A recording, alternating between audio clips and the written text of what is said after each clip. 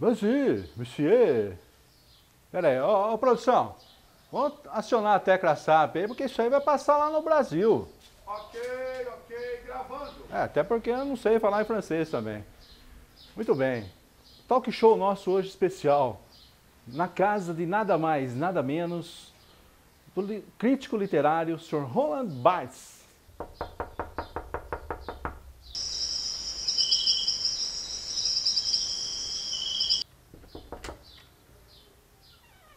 Sr. Barthes. Pois bem, Sr. Barthes, é um grande prazer tê-lo aqui em nosso talk show. Apesar de o senhor estar recebendo aqui na sua casa hoje, né, a gente agradece pelo convite, por essa gravação desse talk show especial. Seja muito bem-vindo ao programa Educando. Bem, é um imenso prazer estar aqui com vocês e, já que estamos falando de educação, eu espero passar para vocês um pouco de saber, um pouco da minha experiência como crítico literário, por assim dizer. E é muito bom estar aqui hoje. Sr. Barthes, vamos contar um pouco dessa história para os nossos telespectadores. Como começou tudo isso? De onde vem essa influência literária? Na verdade, eu sempre li muito sobre Michelet, Balzac, mas o meu principal guru foi Ferdinando Saussure, que é o maior linguista, na minha opinião. Ferdinando Saussure é o maior linguista de todos os tempos. Foi daí que eu comecei as minhas ideias, foi daí que partiu, digamos assim, o meu princípio de crítico literário, como gostam de me atribuir à questão de pensador, que eu não gosto muito, mas foi de Ferdinando Saussure que vieram todas as minhas origens. Embora pouco se saiba sobre a sua vida particular, é de conhecimento público que o senhor vem de origens bastante humildes. Fale para a gente um pouco da sua trajetória acadêmica. Bem, realmente eu sou de família bastante humilde. Eu pouco me lembro, tá, da minha adolescência, minha infância, eu me lembro muito pouco, porque eu não consigo situar muito bem essa questão de datas, eu tenho algum problema com isso. Eu nasci em 1915, em Lyon, na França. Em 1939 eu me formei em literatura clássica. Em 1943 eu me formei em filosofia e gramática, também na França. É essa a minha formação acadêmica básica. A partir daí foram só trabalhos que eu fui escrevendo no decorrer do tempo. A minha autobiografia é justamente isso, né? Tanto que eu trato dessa autobiografia é como se eu vivesse cada instante, cada momento, desde criança, desde adolescente. Conforme eu vou escrevendo, é como se eu estivesse vivenciando novamente cada instante, mas uma memória exata, fixa, aquela memória forte, assim, duradoura, eu não tenho muito, tá? Eu tenho mais, assim, os meus escritos, os meus diários. Eu me baseio muito nisso, vivendo de um instante de cada vez, como se estivesse ali, naquele momento. No final dos anos 70, um problema familiar acabou interferindo em sua literatura. O senhor pode falar um pouco para a gente sobre isso? Exatamente. No final dos anos 70, a minha mãe veio a falecer. E durante 2 anos da minha vida eu fiquei em um luto bastante grave, digamos assim. Mas nesse tempo eu não deixei de escrever, tá? Eu dei algumas pinceladas e até escrevi um pouco sobre a minha mãe. Tanto que em alguns cursos que eu ministrei depois disso, eu tive como referência a minha mãe. E a perda da minha mãe não foi simplesmente uma perda, não foi a perda de alguém, foi a perda de um ser, a perda de uma alma. É como se eu tivesse perdido uma parte de mim. Então isso me afetou bastante. Bem, Sr. Barthes, o importante é que o senhor venceu tudo isso. Mas voltando um pouco para a semiótica, fale um pouco sobre denotação e conotação. Bem, na verdade, eu fui um dos primeiros a estudar essa questão de conotação e denotação. Porque vejamos, denotação o que é? É o que está explícito, é tudo que está direto ligado a... Se você olha para um passarinho, você está vendo um passarinho.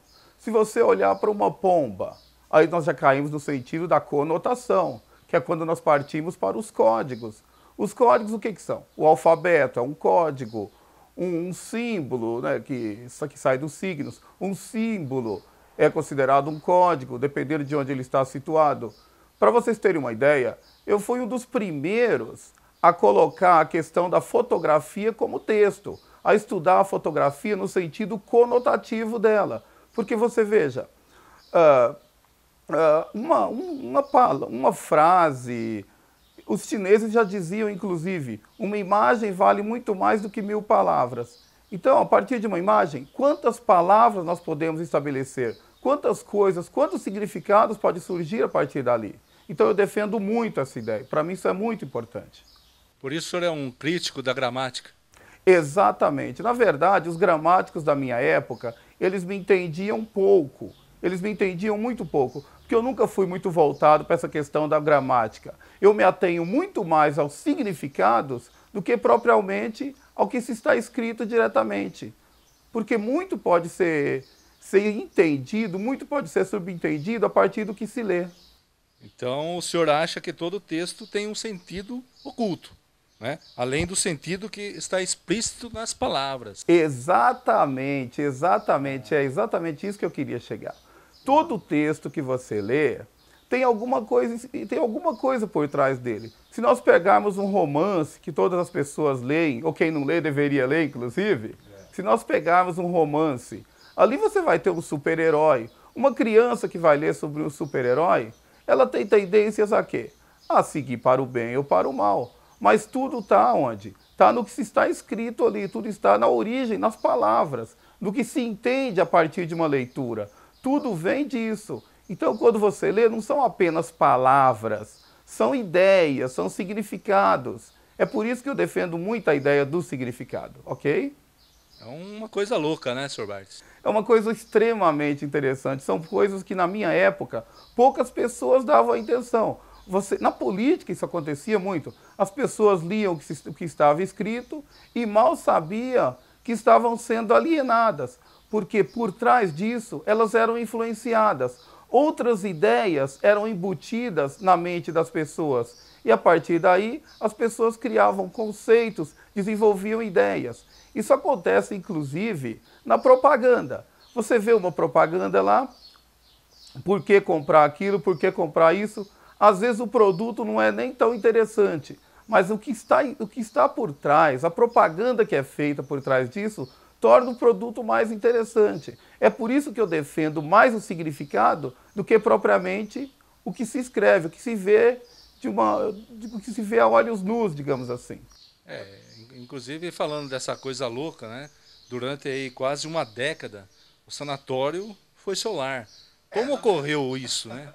Na verdade, a questão do sanatório é uma questão bastante interessante, porque nessa época, foi a época em que eu estudei muito Balzac, Michelet, foi a época que eu mais me concentrei, eu li tudo sobre Michelet naquela época. E eu fiquei no sanatório, não foi por nenhum problema digamos assim, por nenhum problema mental, tá? Foi por questão da tuberculose. Eu convivi com a tuberculose a minha vida inteira. Eu convivi com a tuberculose. Então eu fiquei nesse sanatório justamente para quê? Para me recuperar. E depois, após a guerra, um pouco depois que a guerra foi concluída, que a guerra acabou, eu saí desse sanatório e continuei escrevendo, continuei a minha vida de pensador. Embora eu não goste muito de atribuir a mim mesmo essa questão de pensador. Eu prefiro mais a questão da filosofia, do entendimento em si, do que propriamente do pensar. Bom, nós vamos encerrando por aqui. Quero agradecer, Sr. Barthes, o seu convite a estar fazendo obrigado pela nosso presença. programa aqui na sua casa. Muito bom estar no talk show de vocês. Vou ali comprar um cigarro, não sou muito afeito a entrevistas. Então, uma próxima. Tudo bem. Quero aproveitar para dizer que o Ministério da Saúde adverte: fumar é prejudicial à saúde. Boa noite.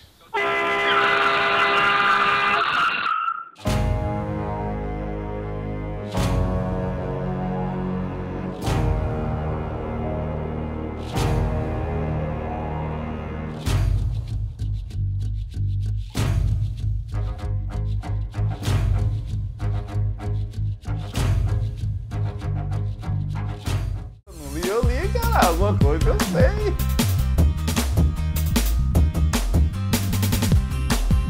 Nada mais, nada menos. boa noite.